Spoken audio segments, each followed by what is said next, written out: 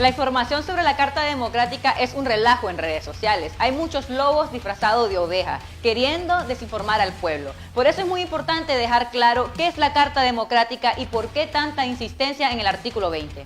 La Carta Democrática Interamericana se aprobó el 11 de septiembre del año 2001 en una Asamblea General de la OEA en Lima, Perú. El objetivo principal de esta carta es fortalecer la institucionalidad democrática de los estados, pero desde el punto de vista estadounidense. Básicamente te dice, ¿te alineás o te alineamos?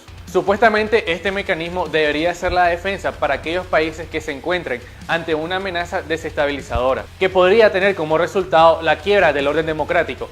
Básicamente lo que quiso hacer la oposición golpista aquí en Nicaragua. En teoría, la Carta Democrática debería de ser utilizada para evitar el ascenso del poder de gobiernos por medio de un golpe de Estado, algo que se ha sufrido en América Latina desde hace mucho tiempo, financiado y apoyado por el gobierno de Estados Unidos. Recordemos el caso de Honduras, cuando Mel Zelaya recibió un golpe de Estado. El presidente de facto, Porfirio Lobo, no sufrió ninguna consecuencia aún cuando la OEA había activado la Carta Democrática. Al contrario, recibió el apoyo y el reconocimiento por parte de la Casa Blanca. Te vamos a aclarar el paso a paso de esta cartita para que no te metan cuento en las redes sociales. Antes de llegar al artículo 20, te vamos a explicar el artículo 17. Estos artículos se encuentran en el capítulo 4 de la Carta de la OEA, que dice fortalecimiento y preservación de la institucionalidad democrática. En el artículo 17 se expresa lo siguiente: cuando un Estado miembro considere que su proceso político institucional democrático esté en riesgo,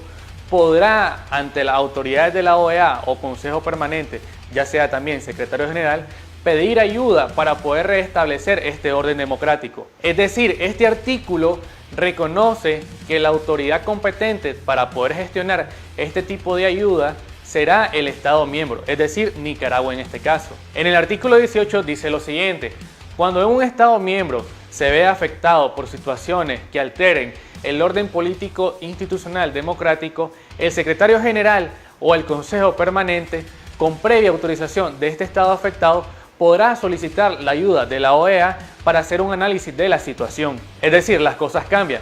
En este Ministerio de Colonia básicamente te dicen que ellos serán los encargados de juzgar si en realidad existe una afectación al Estado miembro.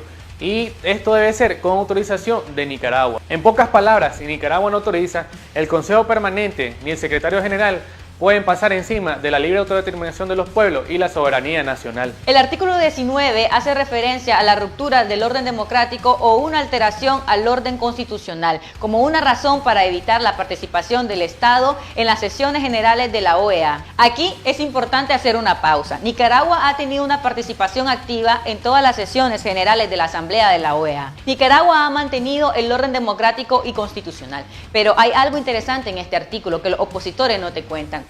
¿Por qué era importante para ellos que se mantuvieran los tranques? Mantener el orden constitucional era de vital importancia para el Estado, pero para ellos era una amenaza, porque así podían demostrarle a la comunidad internacional de que el gobierno no estaba facultado para continuar con sus funciones. Que te quede claro, todas las acciones que realizó el gobierno para desmantelar los tranques fueron en correspondencia para garantizar el orden constitucional del Estado. Ahora vamos al famoso artículo 20.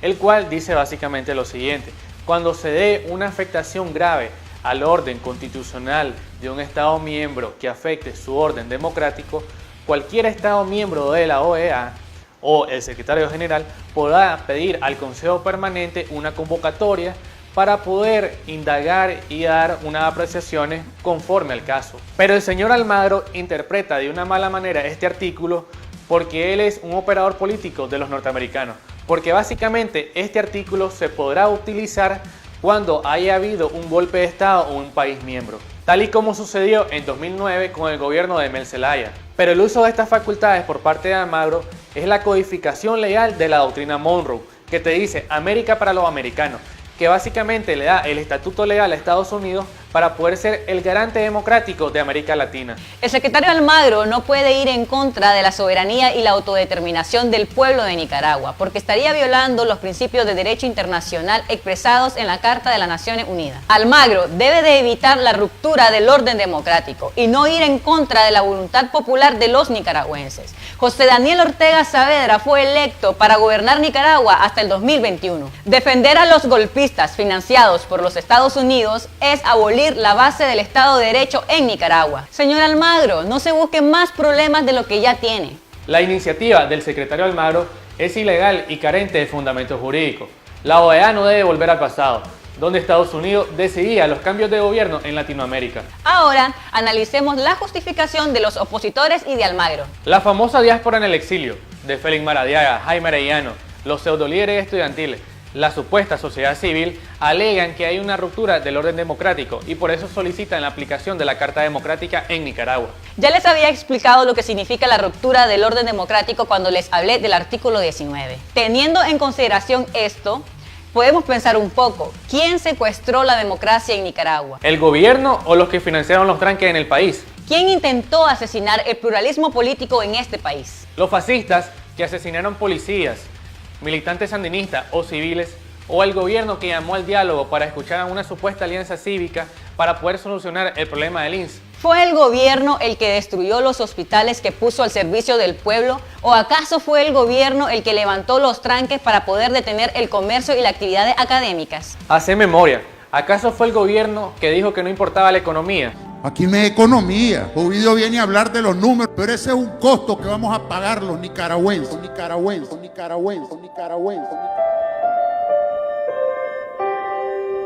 Es más que claro quiénes son los que quieren interrumpir el orden democrático en Nicaragua. Es ilegítimo aplicar la Carta Democrática contra Nicaragua, cuando ha sido la OEA que ha entorpecido encontrar una solución pacífica a la crisis. No es nada nuevo la relación entre los nuevos pseudolíderes estudiantiles con Almagro, senadores y congresistas norteamericanos. Que no te cuenten cuentos. A los 20 Patria nunca les interesó el INS y mucho menos la democracia. A ellos les interesa defender los intereses gringos aquí en Nicaragua. A los apátridas y al enemigo de la humanidad, les recordamos las palabras de nuestro general Sandino. Toda intromisión en nuestros asuntos solo traerá la pérdida de la paz y la ira del pueblo.